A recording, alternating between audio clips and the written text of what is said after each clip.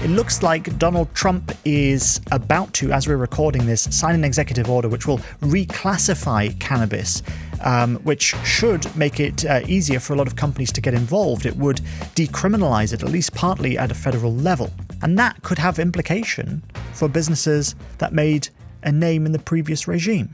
Joining me now are Cos Mate, who is the CEO and co-founder of Conbud, a New York-based social equity dispensary that uses cannabis retail to provide stable employment for those most affected by the war on drugs, and Jonathan P. Corkins from Carnegie Mellon University's Heinz College, and he specializes in research in drug policy. Before we get into the ins and outs of the cannabis market, I just want to focus on you, Cos. You were in prison for selling drugs. Now you run a business that offers second chances to the formerly incarcerated, partly through Conbud, but also partly through Conbody, your fitness business. And it's a fascinating journey. How did you get from there to here where you are today? Well, I grew up in this neighborhood, the Lower East Side, where it was a very drug-infested neighborhood in the 80s, 90s, early 2000s, when I started getting incarcerated in the late and that was a growing up wake up call, right? Like what are the avenues to make it in this life, right? And as a kid, when I was growing up, the people that I looked up to were like these people that stood on a corner with a big chain and had a nice car and had a woman, and all this other stuff. And so I thought that was success in my eyes. So that's the avenue that I saw as a way of making money in my neighborhood, right? And so I ended up going to jail multiple times, about a dozen times for the smell of marijuana, having marijuana, been stopped by NYPD over a couple hundred times, every single day, like walking to the store just to be placed on the wall to be searched. Right. And so I ended up going into the system. I ended up starting Conbody behind my personal experience where I lost over 70 pounds in 6 months after doctors in prison told me my cholesterol levels were through the roof, that I could probably die of a heart attack within 5 years. I was sentenced to 7 years in prison. And I started working out in the prison yard nonstop. I worked out 2 hours a day in the morning, 2 hours at night, would move around. And so I was moving with a garbage bag, and I was the only person with a garbage bag in the yard running the laps and in snow, rain, sleet, and whatever. And then I ended up coming out of prison, and while I was incarcerated in that time, before I was released, I ended up spending time in solitary confinement, and in solitary confinement is where I wrote out my business plan for Conbody. So I come home, start Conbody, still running. Now we have 12 years been running and operating and hiring a full staff of formerly incarcerated individuals where they go into the jail system every single day. So It's clearly you've seen quite a bit of success. What would your teenage self say if he walked into one of your shops and saw not only was it selling cannabis legally, but that you've built this multi-million-dollar business out of it? I don't know. I feel like every day is the beginning, right? I feel like I'm trying to build an institution. So it's like every day is a hustle and a grind. And every day feels like day one. Like I have so much work to do, and just building out the team and building out more people and opportunities is just the beginning. I feel like I need to do this on a larger level, larger scale, nationwide, There's more to come from you. That's clear. It's just getting bigger and bigger. Well, maybe I start selling weed in Germany, Well, you never know. You never know. I mean, Germany is partly legalized, but only partly, so it's still got a way to come. But we'll get into that kind of the legalization story. John, thank you very much for joining us as well. I mean, as we're recording, Trump is set to sign an executive order calling for cannabis to be rescheduled. So obviously, at state levels, it's been legalized in various separate states, but on the federal level, it's been essentially criminalized this whole time. So what does this rescheduling mean for, let's say, smaller social equity founders? Will it help them more, or do you think it'll help more to push a massive takeover by multi-state operators? What kind of environment, how's this going to shift the market, basically? Sure. There's going to be two clear beneficiaries and then two groups that we don't know. And I'll get to that. But first, I just want to elaborate on what you set up, that the United States is a federal nation, just like Germany. States, some of them, have legalized an industry. The federal law says cannabis is still prohibited in this Schedule 1, which means a controlled substance with no medical use. And it has an official non enforcement policy against state licensed operators. So on the books, it's illegal, but there's no enforcement by federal agents as long as an entity is following state rules. Moving to Schedule 3 would move cannabis in the federal eyes to a drug like a pharmaceutical drug that has approved medical use. That's what's being discussed. It would not make it legal federally to produce and sell for non-medical use. All Schedule 3 substances must be prescribed by a doctor, dispensed by a pharmacy, and also crucially meet what are called good manufacturing practices that we expect of regular pharmaceutical drugs. And almost all of the state licensed industry would not currently be compliant with those rules. And so the big uncertainty is, will the FDA, that's our agency that enforces rules on pharmaceutical drugs, get involved? At the moment, when it's Schedule 1, the FDA says no medical use, not our bailiwick. We're on the sidelines. Once it's moved to Schedule 3, the FDA then has a very difficult choice. Do they start enforcing rules like on good manufacturing practice, which would amount to more restrictions from the federal government than we've had in the past? Or does the FDA say, for this one drug, we won't enforce the rules that we do enforce for all the other pharmaceutical drugs? And what kind of precedent will that set for other companies? So that's the setting. Now, who wins, who loses? Medical researchers are going to win. It will simply be easier to do medical research on cannabis. The second is all the state licensed operators will win for a very strange reason having to do with taxes. Super obscure. I could explain it, but it would probably put all your listeners to sleep. But there is a weird tax thing that will benefit the state licensed operators. The uncertain questions are, will this protect consumers? On the one hand, if the FDA enforces its rules, then the products will be more quality controlled and better labeled, but the FDA might not do that. And the reason this matters is the state's rules are a total hodgepodge, and they're not always fully protective. They're very onerous for the entrepreneurs. They're very burdensome, but they don't always protect health. For instance, a lot of the rules on things like mold are based on food that you take into your stomach. They're not based on what's safe to take into your lungs. And your lungs are much more vulnerable to mold than stuff that goes into your stomach. So whether this will help protect the public health remains to be seen. And then you asked, is this going to help the small operators or not? That's a really good question. It's, again, a little bit of weird US law. Any legal product cannot have states restricting commerce by other states. It's called the Interstate Commerce Clause. But as long as the product is federally illegal, then every state can have its own little market. It's unclear whether moving to Schedule 3 will eliminate this ability for the states to have their own separate markets.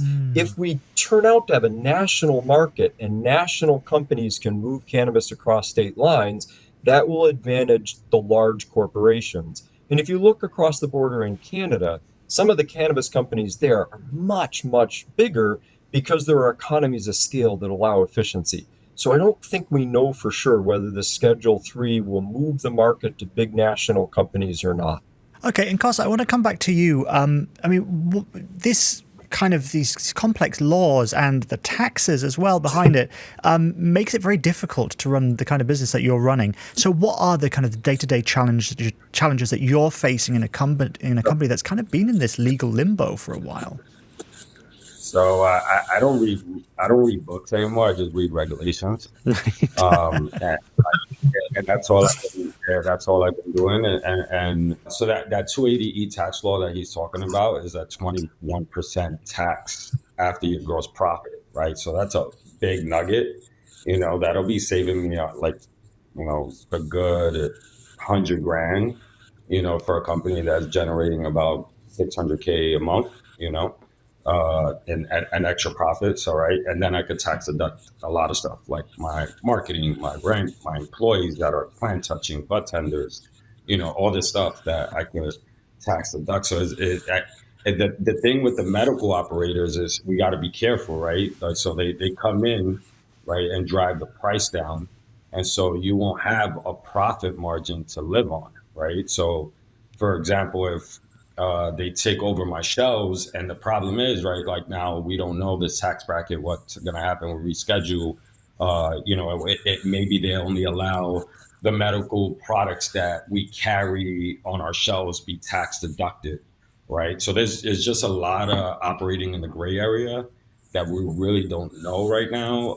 That's what I was talking to Switch and Cooperman, which is they're my accounting firm. They're top of accounting firm in the country for cannabis, and they're saying that if this is written differently, that it may affect us on the bottom line with what we could tax deduct on the product that we have in hand. So that forces us to, we got to be careful, right? Like if we take everything that's medically operated, right, then we're not following the state law, which is the MRTA, which is supposed to give back to small farmers who are growing in these upstate spots that are or micro businesses that are growing in buildings or grow houses, apartments, or whatever it is, like to come into the market. So we got to be careful with allowing how we balance that shelf space. As a retailer, I'm the end of the funnel. I get to choose who I want to get. But if we allow not an even playing field and allow, all right, so if a big farmer can or Curaleaf come in and says, hey, I'll give you $5 eighths, I'm gonna be like, I'm gonna take everything and sell, and now I'll sell them for 25 and have a huger profit margin. But then tomorrow they can say, hey, the price is $21. So there's huge Now, complications because of this change in the scheduling, and also opportunities for other companies to come in and they might be but targeting your kind of business model. what New York State did beautifully was also like allowing that, requiring the pharmaceutical companies to have shelf space. I think it's like a 70-30 split or something, where they have to carry 30% of the farmers' products on those shelves. And so it helps them in some sort of way, but it's not enough. So Okay. how do we split that balance? All right. So, John, I want to kind of look at legalization in the round here. What have been the kind of the successes and the failures of legalization in the US so far? What should other countries take from the US example? The success is the sky didn't fall. So use is way up, but not for youth. And we haven't had any catastrophic problems. But the downside is the situation in the US is completely contradictory and dysfunctional. The main message I would say to other countries is don't do it the way that we did. Look at Canada. Canada was far more coherent with a single national approach. They still allow variation from province to province. But we have had this odd limbo with state and federal law not being compatible for a long time now. And even worse, we've had this, how many complexities would your viewership be interested? But we had this funny thing called the Farm Bill passed in 2018 that was intended to make it easier for farmers to grow the cannabis plant for things like fiber and seed, to make t-shirts, for instance. And so the rule was written saying anything with less than 0.3% by weight delta 9 THC, the normal principal intoxicant in natural cannabis. If it doesn't have much of that delta 9, then it's non-intoxicating and it's legal, and you can do anything you want, including operating outside of the state licensing system. But the catch is you can grow the plant with a bunch of CBD, a different cannabinoid, and then in the lab turn the CBD not into Delta 9, but Delta 8. And Delta 8 is intoxicating, but it exploits this loophole in the law. And we just closed that loophole last month, but doesn't take effect for another year. But for the last couple of years, there's been this entire completely unregulated intoxicating cannabis market with no protections for the consumers, and they're not paying taxes at all. So it's been unfair competition for the. Anyhow, in short, the U.S. approach has been a bit of a basket case, and I don't think that we're the role model. If anybody asks who to emulate, I would look at Canada as having a much more coherent approach to legalization than what we have done. I want to butt in there because I feel like even though there's been a whole narrative of a messy rollout with New York State, I feel like New York State has the only real equity behind this, right? Like who should be benefiting from this plan, right? From people that have been incarcerated, people that's, been affected in their neighborhoods, right? Like what they build, I feel like is some sort of reparations in some sort of way, and it's But actually Cos, can you working. explain that from the beginning? So, what was it that New York did differently? Because they had this social component that was part of their legalization process. Yeah, so I had to pay $2,000 for a retail license. The medical operators had to pay $50 million, right? I mean, $20 million, right? And they had to pay a $5 million down payment. They have a payment plan. They putting all this money down. Like we get a shot, and everything is proximity protected. So when you look at the New York State map, you only can fit a certain amount of dispensaries because you have school proximity, you have church proximity, you have from the next dispensary proximity. So it divides the amount of economy, pretty nicely. If you look at the Whitney economic report, they're supposed to evaluate once they get to like 1,700 dispensaries, and this is like there's boondocks. People don't understand that New York State is just not New York City. It's a huge 25 million population state, and also one thing that we don't, what I'm fighting for is like we have 680,000 people being released from prison every year from American system, right? 185,000 are coming from just New York State alone. Right. So we have a huge workforce that we can tap into. And I'm arguing the fact that like now I'm literally as somebody that's been incarcerated for this, talking to the state regulators to bring in a program to show and teach these individuals that are inside. I also spoke to like Cureleaf, right? Like I went to their plant and they're like, we're willing to hire more people. Like at a max capacity, they're going to have 500 people in their New York State manufacturing space, right? Can we bus people from neighborhoods, right, that can't travel there, but we could get a shuttle bus to get people to work, and really show them and train them while they're inside. So I think there's a system that I Canada's not touching this system because they don't have the incarceration rate that we have in America, right? There's 2.3 million people incarcerated in America. It's a different Because would way you of say thinking. that because this was part of the pledge, especially for New York, that they made this part of their rollout, that the people, the communities who were most affected by the war on drugs would be the ones to benefit from legalization, and you are the face of that promise. So has that become a reality, or would you say it's more of an ongoing struggle? So I'm operating at a 10% profit margin, right? Once this 280E thing, speculative, whatever happens to it, I know we're gonna bump into so many lawsuits. We don't even know if the House of Representatives, the Senate is gonna get, bring something up about it. We don't know if the Supreme Court is gonna bring something's gonna happen, right? And we got to go through this whole process. Nothing is easy, but doing this 280E, and if we could really tax write off 21% of that tax, right? Now I've been using these 490 tax loopholes not loopholes, but there's an actual way to deduct different spaces of your sales floor and your certain employees that are just holding the cannabis and using that and moving your security company to the cogs in your sheet, right? Like it'll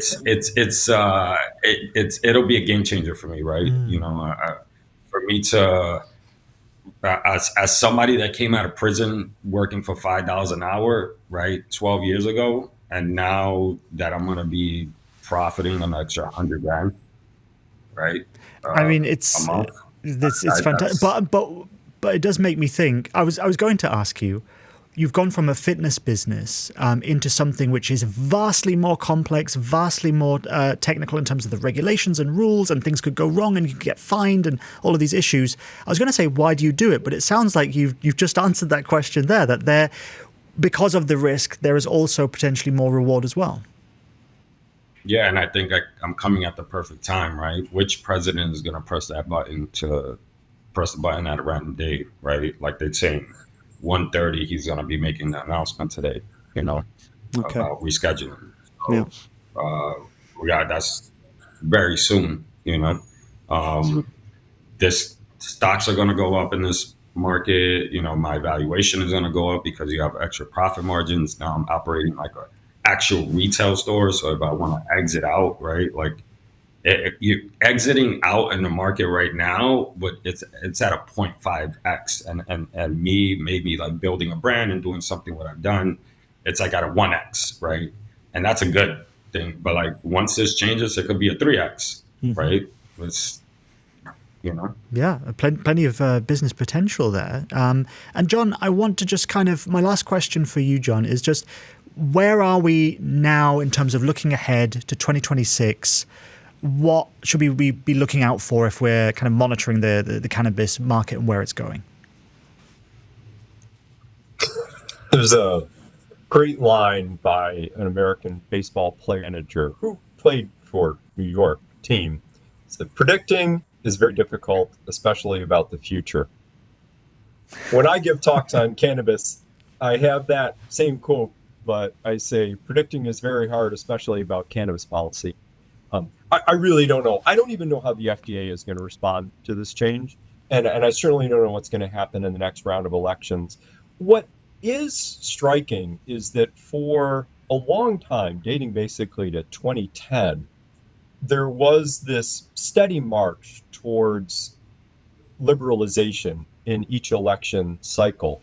And that kind of stopped last election cycle.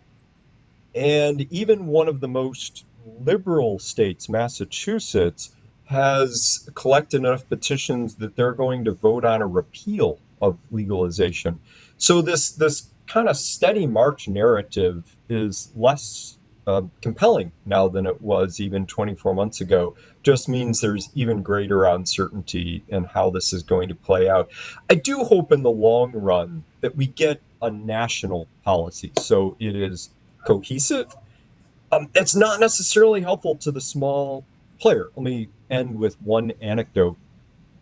Hops for beer are a little bit like the cannabis plant to cannabis products.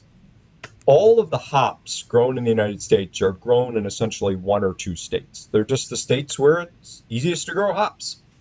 I do think in the long run we'll get a national policy, and then we will get beyond these state-specific markets. And for better and for worse, I think that may be very hard on all of these little protected markets. Like, I don't really know why it makes sense for U.S. cannabis to be grown in New York State. It's not the most cost-effective way to do it. So anyway, my guess is we'll eventually get to a national market, and that will have other winners and losers. But how long it takes to get there, I do not know. Okay, and finally, my last question goes to you, Kos. We've talked a lot about policy and about the decisions of the people in power, what they're playing, how they affect your business. If Donald Trump was watching this, it's probably unlikely, but if he was, what would be your message to Donald Trump, the people around him who have this kind of huge influence over your business?